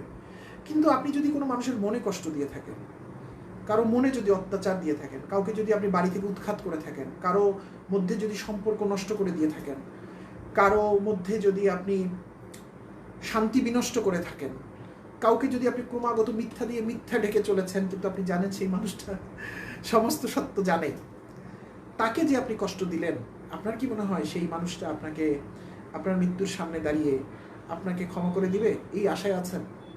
তাহলে বড় ভুল আশায় আছেন। কারণ এগেইন আপনি নিজে ঠিক কাজ না করে আপনি অন্যের ভরসায় বসে রয়েছেন। আপনি রাইট রিয়াকশন না দিয়ে অন্য কোনো কিছু রাইট করবে সেই ভরসায় আপনি বসেছেন। এনিওয়ে, আমি জানি না আজকে আপনাদেরকে কেন এত কিছু আমি বলছি। আজকে যে কোনো কারণেই সন্ধ্যা থেকে অনেক কথাবার্তা বলেছি, হয়তো আজকে চিন্তা ভাবনা একটু ডিরেইলড, বাট এই আলোচনাগুলোও দরকার আছে হয়তো বা, বিকজ দিন শেষে আমরা তো একটা খুব সুন্দর জীবন চাচ্ছি এবং এই জীবনটা আমরা চাই ইনফাইনাইটকে ছুঁতে চাই। ইনফাইনাইটকে ছুঁতে হলে আমাদেরকে অবশ্যই ইনফাইনাইটে পৌঁছার জন্য যত রাস্তা, সমস্ত রাস্তা অ্যাক্সেস করতে হবে। সামান্য একটুতে শান্তি পাওয়ার সুযোগ মানুষের নাই অন্তত, কারণ মানুষকে সৃষ্টিকর্তা তৈরি করেছেন এরকম একটা জীব হিসেবে, যাকে তিনি বলেছেন আশরাফুল মাখলুকাত, সৃষ্টির সেরা জীব। সৃষ্টির সেরা জীবকে তো সৃষ্টির শ্রেষ্ঠ জায়গাতেই পৌঁছাতে হবে, এবং তার জন্য তো আপনি বিছানায় শুয়ে থেকে আপনি শ্রেষ্ঠত্ব অর্জন করবেন, এটা তো হয় না। ইভেন আপনি বিছানায় শুয়ে থেকে যদি আপনাকে কেউ শ্রেষ্ঠত্ব দিয়েও যায়, সেটাও তো আপনি নেবেন না, তাই না? আপনি তো এটা অর্জন করে নিতে চান। যাই হোক, আমরা আমাদের মূল আলোচনাতে ফিরে আসি। আমি যেটা বলতে চেয়েছি আপনাদেরকে, এতক্ষণ হতাশ হবেন না, লেগে থাকুন। অন্তত আমরা যে কয়টা মানুষ এই কাজটা করছি, আমাদের মৃত্যুর সময় যেমন আমরা একটা ফুলফিলিং লাইফ নিয়ে মরতে পারি, পরিপূর্ণ জীবন, কানায় কানায় পূর্ণ একটা জীবনবোধ নিয়ে যদি মরতে পারি, এটাই যেন আমাদের লক্ষ্য হয়। বিকজ আর কোনো কিছু তো আমাদের কাছে থাকবে না। এবং ওই যে ইনফাইনাইটলি টাচ করার জিনিসটা খুবই সহজ। একটু উদাহরণ দিয়েই তো বলে দিলাম। আপনি যদি কারো দিকে তাকিয়ে মিষ্টি একটা হাসি দেন, এটাও কিন্তু আসলে ইনফাইনাইটকে টাচ করা, কারণ আপনার হাসি ওই মানুষটাকে আরেকটু ভালো রাখতে একটু হলেও সাহায্য করতেছে। সো এটা খুবই ভালো, খুবই সহজ। Let's work on all those things. এবং হতাশ হওয়ার দরকার নাই, আমরা এগুবো এবং অবশ্যই আমরা বাধাকে অতিক্রম করব। এবং এই বাধা বাইরে থেকে আসবে না, বাধা ভিতর থেকে আসবে। আমরা গতকালকে আপনাদেরকে বিএমডাব্লিউর কথা বলেছিলাম, আমি শেষে আর এটা নিয়ে কথাই বলতে পারি না, এবং খুবই অবাক হলাম। আপনারা এই 23টা ঘন্টা গেল, তারপরে আপনারা কেউ কিন্তু একটা মেসেজও পাঠালেন না যে ভাইয়া বিএমডাব্লিউ কই, বিএমডাব্লিউ যে শুরুর সময় বললেন আপনি এক্সপ্লেন করবেন, শেষে তো করলেন না। আমি জানি না আপনারা আসলে মনোযোগ দিয়ে হয়তো কথা শুনেন না, বা যতটুকু বলেছি তাতেই হয়তো আবেগাপ্লুত হয়ে পড়েন, হয়তো পরে আর বুঝে নেওয়ার যে ব্যাপারটা সেটা হয়তো থাকে না। বাট আজকে আপনাদেরকে বিএমডাব্লিউর কথা আমি বলবো। কালকে আমি আপনাদেরকে যা বলেছি সেটা যদি আমি একটু সামারি করার চেষ্টা করি, আমরা বলেছি আপনি যে মানুষই হন না কেন আপনার উপর অনেক অ্যাকশন এসে পড়ছে, এবং এই অ্যাকশনগুলো আপনাকে প্রতি মুহূর্তে তটস্থ করে ফেলছে, এবং আপনি বুঝে না বুঝে রিয়াকশন দিয়ে ফেলছেন। এবং আমরা বলেছি জেনারেলি বিং হিউম্যান, আমরা যেহেতু একটা জন্তু জানোয়ার বা কিছু একটা ছিলাম, আমাদের কিছু বেসিক ইনস্টিংক্ট কিন্তু বাই ডিফল্ট চলে এসেছে, আমাদের ইনহেরিটেন্সের সাথে এসেছে, আমাদের জিন দিয়ে এসেছে, আমাদের ডিএনএ দিয়ে এসেছে। কিন্তু যেহেতু আমরা মানুষ, সেহেতু আজকে আমরা বলেছি যে না, আমরা বাই ডিফল্ট কোনো কিছু অপারেট করতে চাই না। যেহেতু আমাকেই সব কিছুর জন্য দায়িত্ব নিতে হবে, তাহলে আমি এটাকে বুঝে নিতে চাই। কিন্তু তার আগে আমরা প্রশ্ন করেছি যে রিকন্ডিশন কি সম্ভব? আমরা দেখেছি পাভলভ সাহেব আমাদেরকে কুকুরের এক্সাম্পল দিয়ে প্রমাণ করে দিয়েছেন রিকন্ডিশনিং সম্ভব। আমরা আশায় বুক বেঁধেছি এবং আমরা ঠিক করেছি যে ওকে, তাহলে আমিও আমার যতগুলো খারাপ রিয়াকশন আছে সেগুলোকে রিকন্ডিশন করব। তখন আমরা দেখলাম যে ঠিক আছে, এতদিন পর্যন্ত প্রথম সেমিস্টারে ওটাতে ঠিকমতো পড়ালেখা করি নেই, ঠিক আছে কালকে থেকে পড়ালেখা ঠিকমতো শুরু করবো, 6 মাস সময় আছে, এই সেমিস্টারটা ফাটাই ফেলবো। যারা এর আগে বাবা মাকে দেখেন নাই তারা ওকে ঠিক আছে, যেহেতু আলহামদুলিল্লাহ আমার বাবা মা আজকে পর্যন্ত জীবিত আছে, তাহলে আজকে থেকে আমি বাবা মার রেগুলার খোঁজ করবো। আর সেই এই হিসেবে যেগুলো জায়গায় আপনার ফ্রিডম টু চুজ সময়টা একটু বড়, সেখানে আপনি অনেক কিছু ধীর স্থিরভাবে চিন্তা করে করতে পারছেন। কিন্তু যে জায়গাগুলোতে ফ্র্যাকশন অফ সেকেন্ডের মধ্যে ডিসিশনগুলো নিতে হচ্ছে, সেখানে তো ভুল হয়ে যাচ্ছে, কারণ বেসিক ইনস্টিংক্টটা তো আমি ধরার আগেই আমার অ্যাকশন ট্রিগার হয়ে যাচ্ছে। সেই জায়গাতে আমরা পজ বাটন ইনস্টল করেছি এবং আমরা বলেছি পজ করে দেন, আপনার জন্য সমস্ত পৃথিবী থেমে যাবে। এবং এই পজ বাটনের উপর দাঁড়িয়ে আপনি চিন্তা করে দেখেন, আপনি যে সিদ্ধান্তটা নিয়ে ফেলছিলেন সেটা কি আপনি ইম্পালসের উপর দিচ্ছেন, আপনি কি সিচুয়েশনের উপর দিচ্ছেন, আপনার একজনের কন্ডিশনিংয়ের উপর দিচ্ছেন, নাকি কোনো সিচুয়েশন অ্যাটসেট্রার উপর দিচ্ছেন, নাকি আপনি আপনার বেস অ্যান্ড প্রিন্সিপাল, আপনার ভ্যালু সিস্টেম, আপনার ডিসিশনের উপর বেস করে আপনি দিচ্ছেন। আমরা খারাপটা থেকে বেরিয়ে এসে এখন থেকে সঠিকটা করব। এবং আমরা এটা বলছি যে এই কাজটা যদি আমরা কন্টিনিউয়াসলি কয়েকবার ধরে করতে পারি, তাহলে অটোমেটিক আমাদের ওই জায়গাটার উপর আমাদের ফ্রিডম টু চুজের যে ছোট্ট একটা জায়গা, ওইগুলো জায়গাতে আমরা রাইট অ্যাকশন নিতে শুরু করে দিব এবং তখন আর আমাদের পজ বাটন না চাপলেও চলবে। এখন আজকে আমি আপনাদেরকে এই ফ্রিডম টু চুজ, এই যে ফ্রিডমের কথা বলেছি, ওই মাতাল লোকের মতো না যার ফ্রিডম হচ্ছে শুধুমাত্র খাটের তলায়, সেই ফ্রিডমের কথা বলিনি। আমরা একটা বড় ফ্রিডম নিয়ে আলাপ করছি এবং এই ফ্রিডম আমাকে যে কোনো পরিস্থিতিতে, যে কোনো অবস্থায় আমাকে রাইট সিদ্ধান্ত নিতে সহযোগিতা করে। অনেকের মনে হয়তো প্রশ্ন আসছে, বিশেষ করে যারা নতুন এই জিনিসগুলো এক্সারসাইজ করছেন, অবশ্যই বাধা পাচ্ছেন এবং আপনাদের মনে হয়তো অনেক সময় সংশয় তৈরি হচ্ছে যে আচ্ছা ভাইয়া যে ফ্রিডমের কথা বললো বা জাভেদ যে ফ্রিডমের কথা বলছে, এটাকে আসলেই সব জায়গায় এক্সিকিউট করা যায়? তাদের এই প্রশ্নের দেবার জন্য আজকের বিষয়ের অবতারণা, যেটার নাম হচ্ছে লাস্ট অফ হিউম্যান ফ্রিডম। এই তথ্যটা দিয়েছেন ভিক্টর ফ্রাঙ্কল নামের একজন মনতত্ত্ববিদ এবং উনি একজন ডাক্তারও ছিলেন। এবং ওনার আগেই বিভিন্ন এই যে দর্শনের যে শাস্ত্রগুলো ছিল, ফ্রয়েড এবং অনেক যারা ছিলেন, তাদের শাস্ত্রকে তিনি আমূল পরিবর্তন করে একটা আধুনিকতা এনেছেন এই আমাদের ভিক্টর ফ্রাঙ্কল। এবং তার একটা বিখ্যাত বই আছে মেন্স সার্চ ফর মিনিং।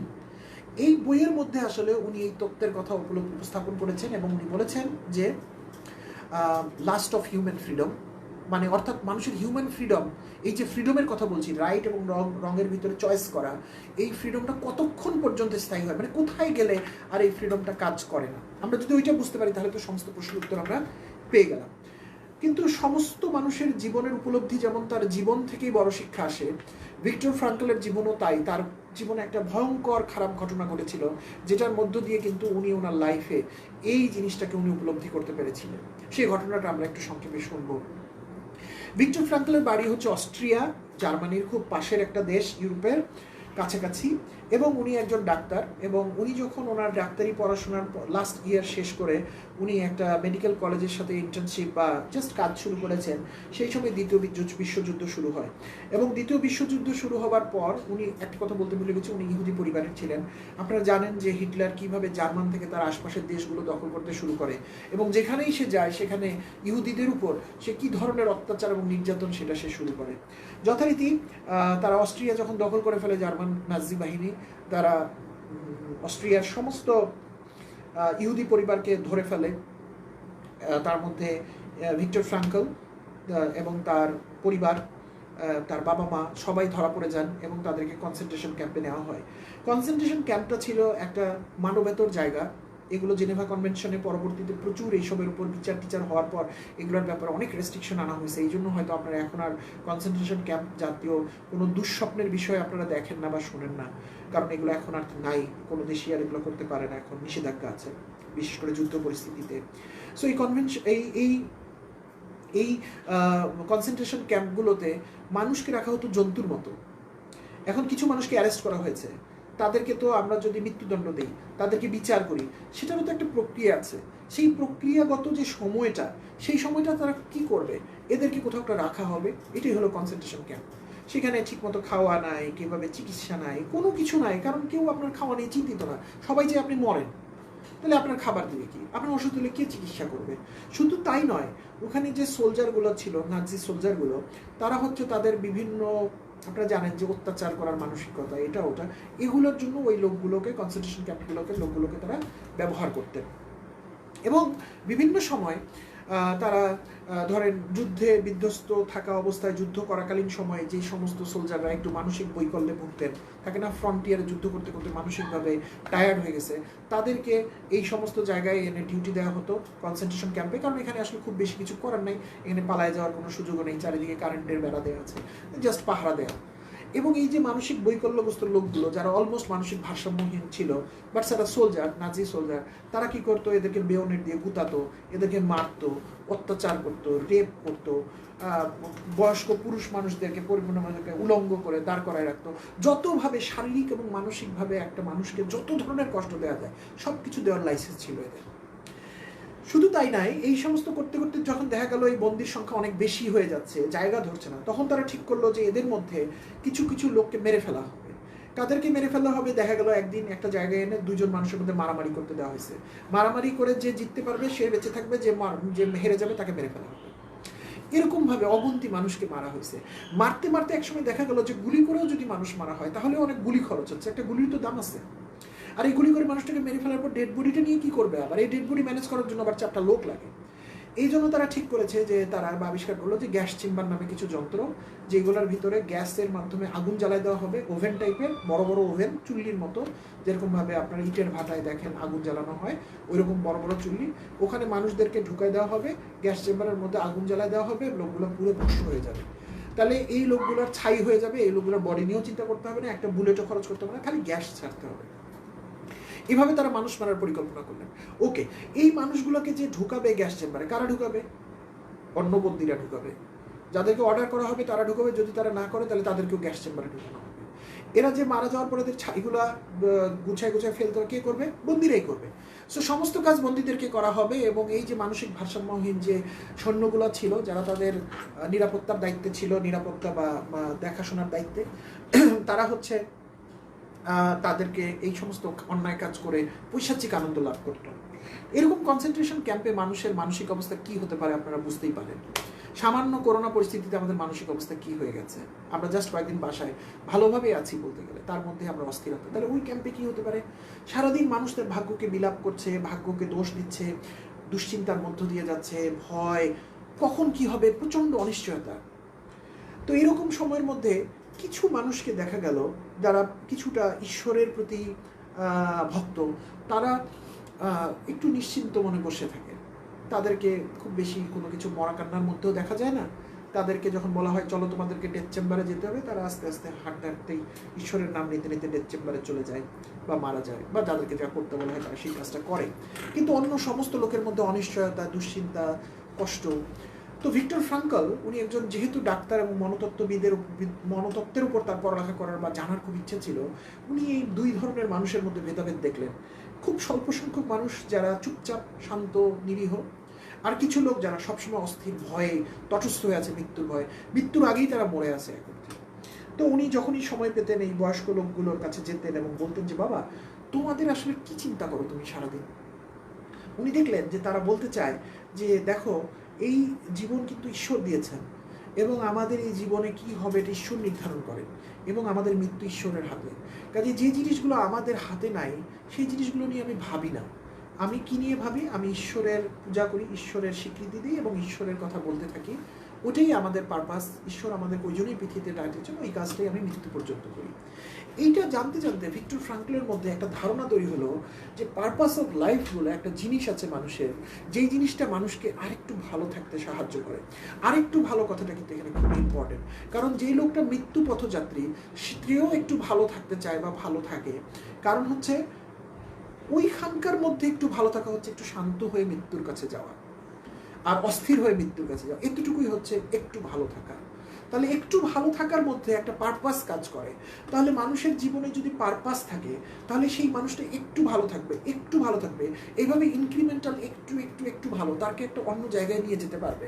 আচ্ছা, তাই যদি হয় তাহলে ভিক্টর ফ্রাঙ্কল ঠিক করলেন উনি ওনার জীবনে একটা পারপাস তৈরি করতে চান, এবং উনি ওনার পারপাসটা এই পৃথিবী কেন্দ্রিক একটা পারপাস তৈরি করতে চান। ঈশ্বরের জন্য না, পৃথিবীর জন্য উনি একটা পারপাস তৈরি করতে চান। এর বাইরে তো ঈশ্বরের জন্য তো তার প্রশস্তি রয়েছেই।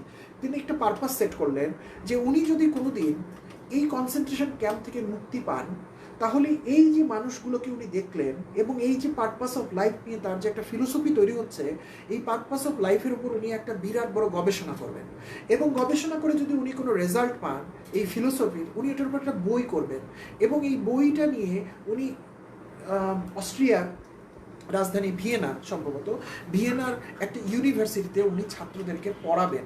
এটাই হচ্ছে তার লাইফের পারপাস। এবং উনি সবসময় একটা ছবি দেখতেন ওনার মনে, একটা ভিডিও ছবির মতো।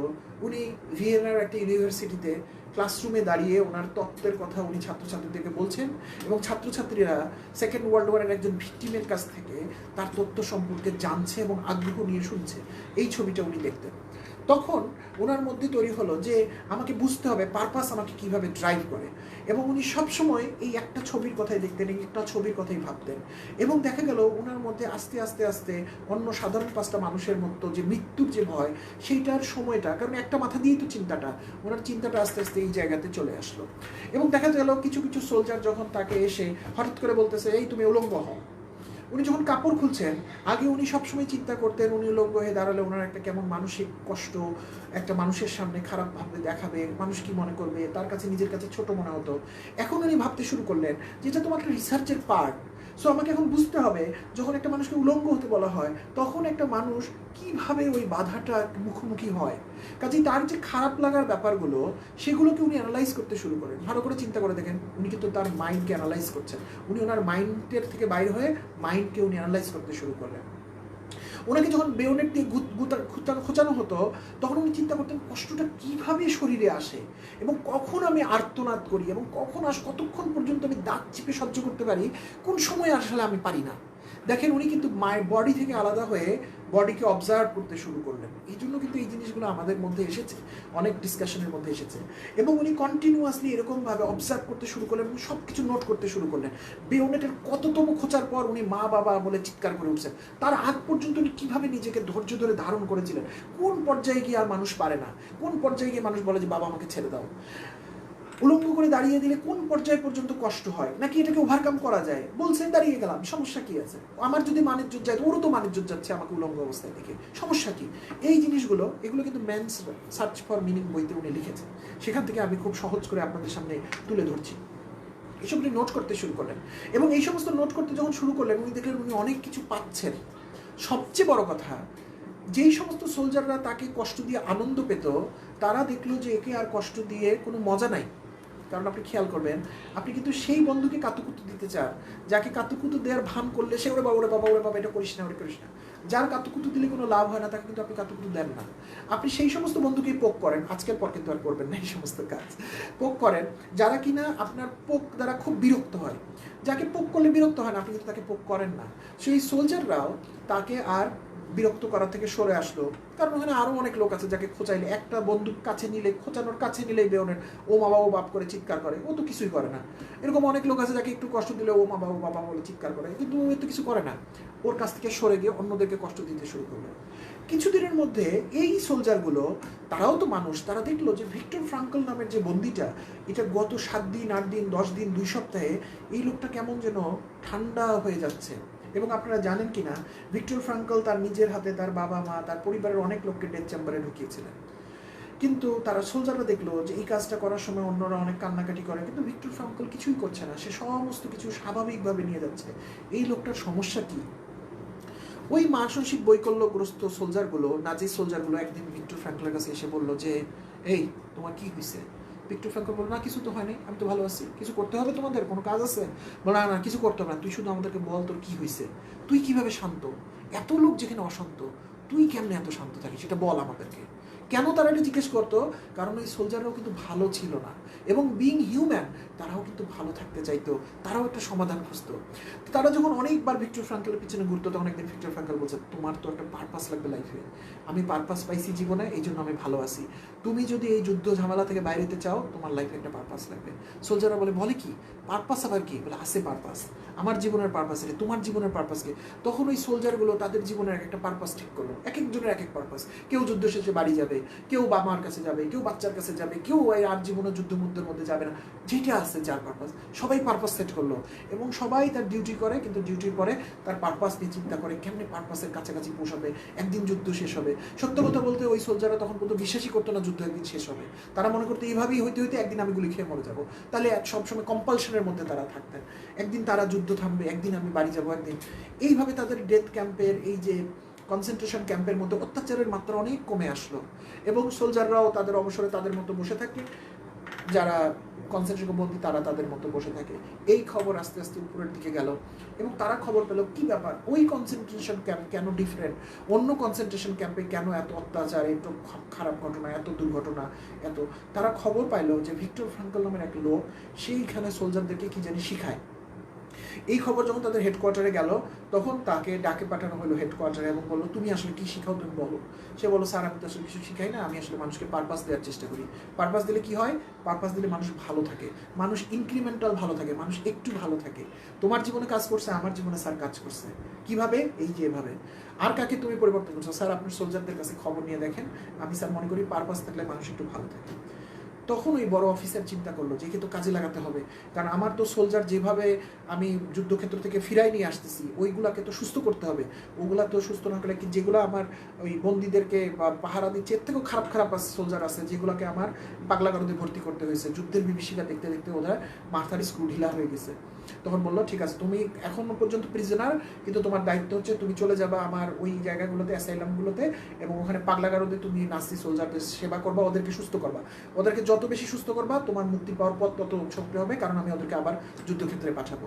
উনি গিয়ে ওখানে কাজ শুরু করলেন এবং ওখানে উনি 1.5 বছর কাজ করতে করতেই অনেক সোলজারকে সুস্থ করতে করতে, অনেক সোলজারের মধ্যে পারপাস দিতে দিতে যুদ্ধ 1.5 বছরের মধ্যে শেষ হয়ে গেল। উনি মুক্তি পেলেন। উনি ভিয়েনায় ফেরত গেলেন, ওনার কাজের উপরে রিসার্চ করলেন এবং ওনার বই মেন্স সার্চ ফর মিনিং প্রকাশিত হলো, উনি ভিয়েনার ইউনিভার্সিটিতে পড়ালেন। এই হচ্ছে পারপাস। কিন্তু যে জায়গাটা আমরা এই গল্পের মধ্যে কোনোভাবে মিস করতে পারবো না সেটা হচ্ছে ফ্রিডম টু চুজ কোন জায়গা পর্যন্ত থাকে। ভিক্টর ফ্রাঙ্কল তার মেন্স সার্চ ফর ফ্রিডম বইতে বলেছেন, বা মেন্স সার্চ ফর মিনিং বইতে বলেছেন যে মানুষের ফ্রিডম মানুষের মৃত্যু মুহূর্ত পর্যন্ত তার কাছে থাকে। এটাকে উনি বলেছেন লাস্ট অফ হিউম্যান ফ্রিডম। অর্থাৎ আপনি যে কোনো সময় আপনি আপনার ফ্রিডমকে এক্সারসাইজ করতে পারবেন, নো ডাউট অ্যাবাউট দ্যাট, এটা আমরা গতকালকে আলাপ করেছি। কিন্তু আপনার সামনে যদি কোনো মানুষ যদি মৃত্যুকে আপনার সামনে এসে দাঁড় করায় দেয়, অর্থাৎ আপনাকে সে বলেছে you have 2 choices only, either you do this wrong thing or you die. আপনি অন্যায়টা করেন অথবা আপনি মারা যান। আপনার দিক থেকে চিন্তা করেন আপনার কি কি করার আছে। আইদার আমি সঠিক কাজ করে মরবো অথবা আমি অন্যায় কাজ করবো, তাই না? আপনাকে সে বলছে আইদার অন্যায় কাজ করো অথবা মরো। আপনি কি পাচ্ছেন? হয় সঠিক কাজ করে মরবো, নয়তো ভুল কাজ করে বেঁচে থাকবো। এখন আপনার সামনে কিন্তু আর কোনো অপশন নেই, আপনার সামনে একটাই অপশন, মৃত্যু। আপনি রাইট কাজ করলেন আপনি শেষ, আপনি রং কাজ করলেন আপনি বেঁচে থাকলেন।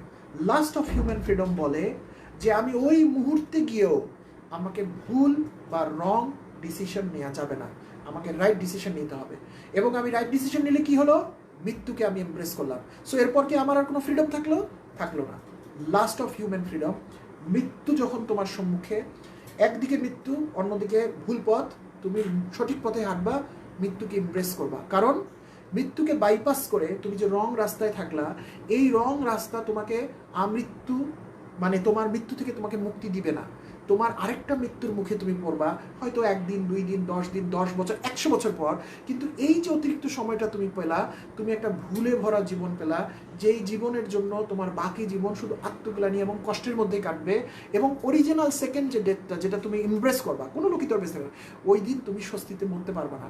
এর থেকে অনেক ভালো তুমি তোমার মৃত্যুকে এখনই নাও, কারণ মৃত্যু অনিশ্চিত, তুমি জানো না তোমার মৃত্যু কখন হবে, কিন্তু তুমি অন্যায়ের সাথে কম্প্রোমাইজ করবে না। এটাকে উনি বলেছেন লাস্ট অফ হিউম্যান ফ্রিডম। তাহলে আমি আপনাদেরকে ওই মাতাল লোকের গল্প বলেছিলাম, খাটের তলের ফ্রিডম, সেখান থেকে আমরা এসেছিলাম পজ দিয়ে, স্বাভাবিক অবস্থায় পজ দিয়ে ফ্রিডমের সাথে রাইটকে বেছে নেওয়া।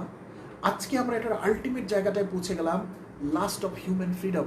অর্থাৎ আমার জীবন যেদিন সংকটের মুখে, যেদিন আপনি আমাকে মৃত্যুর সামনে দাঁড় করায় দিয়েছেন, আমি সেদিনও রং রাস্তাটা বেছে নিতে পারবো না, আমাকে সঠিকটাই নিতে হবে। এর মধ্য দিয়ে যদি আমাকে মৃত্যুর মধ্যে রুখসাত হতে হয়, I am ready to do that. কারণ আমি মানুষ হিসেবে, মুসলিম হিসেবে বলতে পারি, আমি ইমানদার হিসেবে জানি আমার একদিন মৃত্যু হবে, এবং সেই মৃত্যু আমি ডিসাইড করি না। এই মৃত্যু যেদিন ইমপ্রেস করবে আমি সেদিনই নিজেকে সেখানে সঁপে দিব। এবং সেই মুহূর্ত পর্যন্ত আমি জানবো লাস্ট অফ হিউম্যান ফ্রিডম আমি যেদিন এক্সারসাইজ করেছি, আমার জীবনের শেষ স্বাধীনতা আমি যেদিন এক্সারসাইজ করেছি, সেদিন আমি সঠিক কাজটা করেছি, আমি কোনো ভুলের কাছে মাথা নত করিনি। 26শে মার্চ আমাদের স্বাধীনতা দিবস, জাস্ট কয়েকদিন আগে পাস করলাম। আমাদের দেশ স্বাধীন হয়েছে, কিন্তু মানুষ হিসেবে কি আমরা স্বাধীন হয়েছে কিনা, এই জন্য আমি পার্সোনাল লিডারশিপের কথা বলি, আমি রিস্টার্ট ইয়োরসেলফের কথা বলি। আজকে দিনের শুরুতে কথা বলার শুরুতে অনেক দুঃখের কথা বললাম, আমার আশপাশের অনেক মানুষের কথা বললাম যারা আমাদেরকে বোকা বানানোর জন্য আপ্রাণ চেষ্টা করছে। আমরা কি মানুষ হিসেবে স্বাধীন হতে পারছি? আমরা কি বলতে পারি যে একটু আগেও যে ফ্রিডমটা ছিল সেখানে আমি রাইট এক্সিকিউশন করেছি, কিংবা একটু পর মৃত্যু আমার সামনে আসলে আমার জীবনের যে লাস্ট অফ হিউম্যান ফ্রিডম সেটাতে আমি রাইট ডিসিশনটা নিতে পারবো? হয়তো গতকাল পর্যন্ত পারিনি, হয়তো 10টা বাজার 1 মিনিট আগ পর্যন্ত পারিনি, কিন্তু আজকে যখন আপনি জেনে নিলেন, দয়া করে আজকে থেকে আমরা last of human freedom exercise করবো। সব লোক না করুক, যারা আমরা শুনছি, আমি নিজে করব, যারা আমাকে শুনছেন তাদের কাছে যদি লজিক্যাল মনে হয় আমার কথা, আপনি করবেন। এবং আমাদের দেখা দেখি হয়তো অনেক মানুষ করবে, তখন হয়তো পুরো পৃথিবীটা অন্যরকম হবে। কিন্তু অনেক মানুষ যদি নাও করে, কি যায় আসে? আমিও তো একটা পৃথিবী, আমার মাথার মধ্যে তো আমি একটা পৃথিবীকে ধারণ করি।